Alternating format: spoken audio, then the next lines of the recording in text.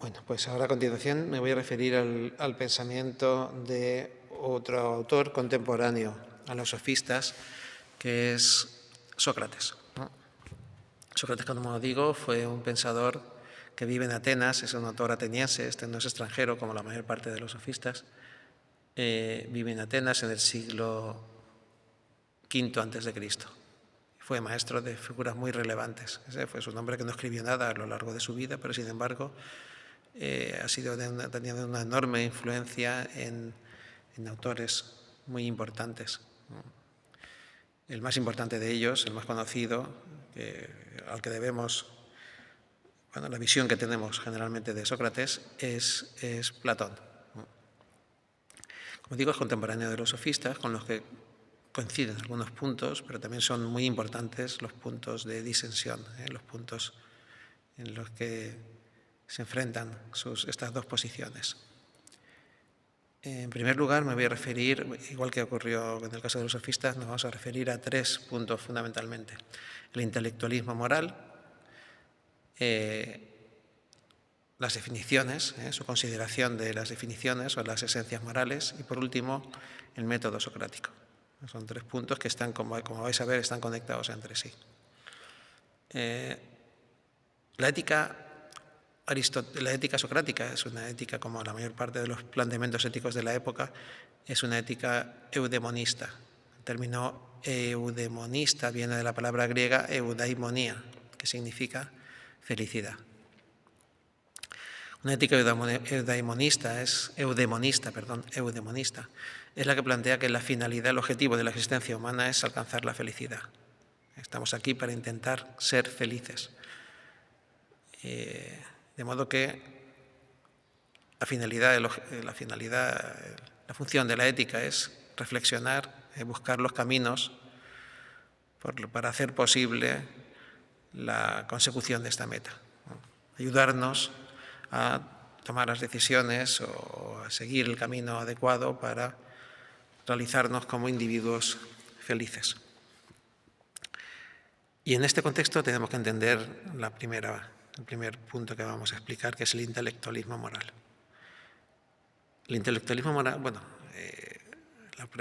el punto en el que discuten diferentes principios eudemonistas es, todos piensan que la meta última es la felicidad, pero claro, la cuestión está en qué es lo que entiende cada uno de estas posiciones por felicidad, y también cuál es la propuesta que cada una diseña para alcanzarla.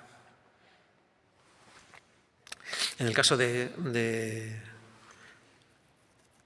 Sócrates piensa que para ser felices tenemos que ser virtuosos.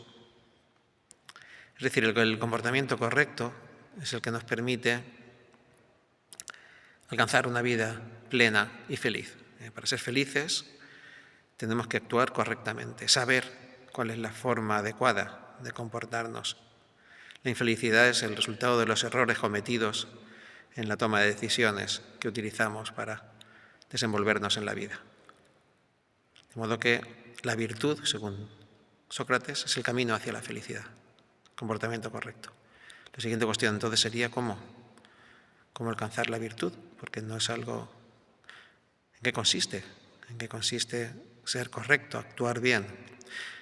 Sócrates no cree que la virtud o el comportamiento correcto sea algo innato. No somos buenos o no actuamos bien por naturaleza. No es natural, sino que es aprendida. Para actuar bien hay que aprender a actuar bien. Esa es la idea fundamental del intelectualismo moral. A fin de cuentas, y en esencia, el intelectualismo moral defiende que la virtud, es decir, el buen comportamiento, depende del conocimiento. Para actuar bien hay que aprender a actuar bien. Para actuar con justicia hay que saber qué es la justicia. Esta es fundamentalmente esta es la principal idea. De manera que el malvado, las personas que no actúan correctamente, no son malos, son ignorantes. Sócrates plantea que ninguna persona en su sano juicio, si puede elegir entre hacer las cosas bien o mal, si puede elegir entre la mejor opción o la peor, nadie conscientemente elige la peor. Eso a él no le entra en la cabeza. De modo que los que actúan mal es porque creen que esa es la forma mejor, la forma de actuar que más les conviene. Y ahí es donde está su error, nos diría él. Hay un vídeo en el blog en el que os aconsejo que veáis, en el que se plantea esa discusión entre Sócrates con sus discípulos o con sus compañeros. De modo que, como decimos, es el conocimiento el que nos lleva a tener una vida virtuosa. El siguiente punto sería qué tipo de conocimiento, qué cosas son las que tenemos que aprender, qué tenemos que aprender para llegar a ser, para actuar correctamente. Si esto se lo preguntáramos a los sofistas dirían que la virtud depende del conocimiento del lenguaje, aprender a hacer fuertes tus argumentos, aprender a dialogar, aprender a convencer a los demás. Porque ellos piensan que no hay un conocimiento moral absoluto. Sócrates cree que no es así.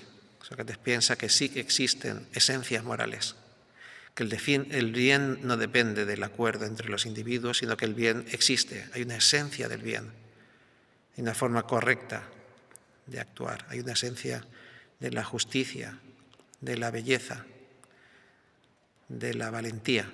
Se trata de conceptos preexistentes, conceptos que no dependen del acuerdo o del capricho humano, sino que son principios a los que se puede llegar mediante el uso correcto de la razón. Igual que podemos alcanzar, utilizando la razón, el conocimiento de cuál es el área del círculo, por ejemplo, el que utiliza bien su entendimiento también puede llegar a conocer las esencias morales. Como veis, es un planteamiento absolutamente opuesto al relativismo. Existe el bien, existen los conceptos morales, pero es difícil llegar a ellos. Estos conceptos, esos conocimientos no se encuentran en la tradición, no los transmite la Iglesia, ni los transmiten los padres. Son conceptos racionales. Esto es lo que quiere decir Sócrates cuando plantea que están en nuestro interior. Es el conocimiento de uno mismo, es el que nos lleva a esos conocimientos, a esas verdades. El correcto uso de la razón es el que nos permite alcanzar estas verdades absolutas. Por ello es tan importante, no es un maestro el que nos lo puede enseñar.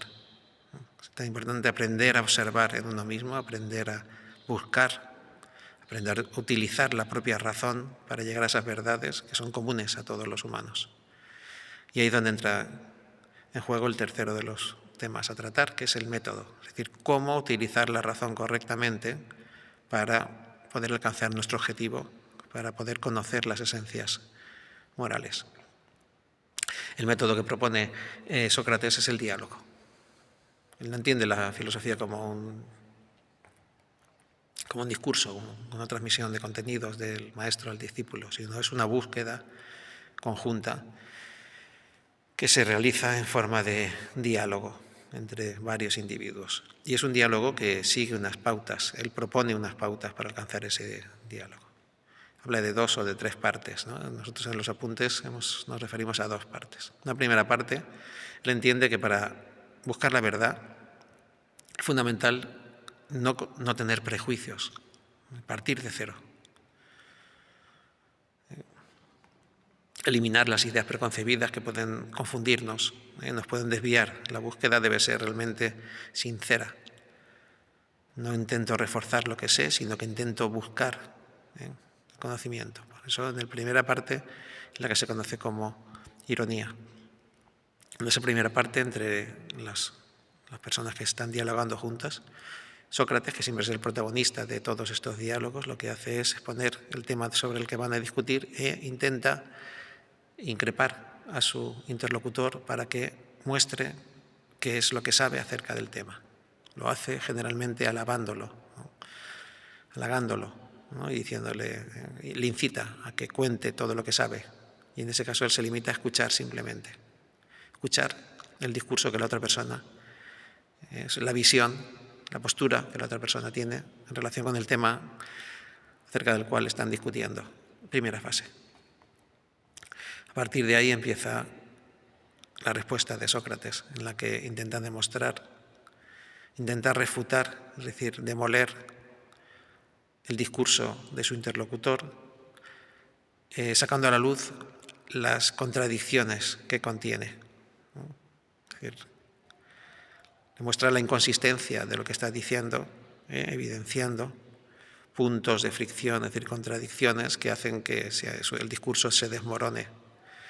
Esto lo hace con la intención de eliminar prejuicios, de intentar partir de cero, eliminar cualquier idea preconcebida.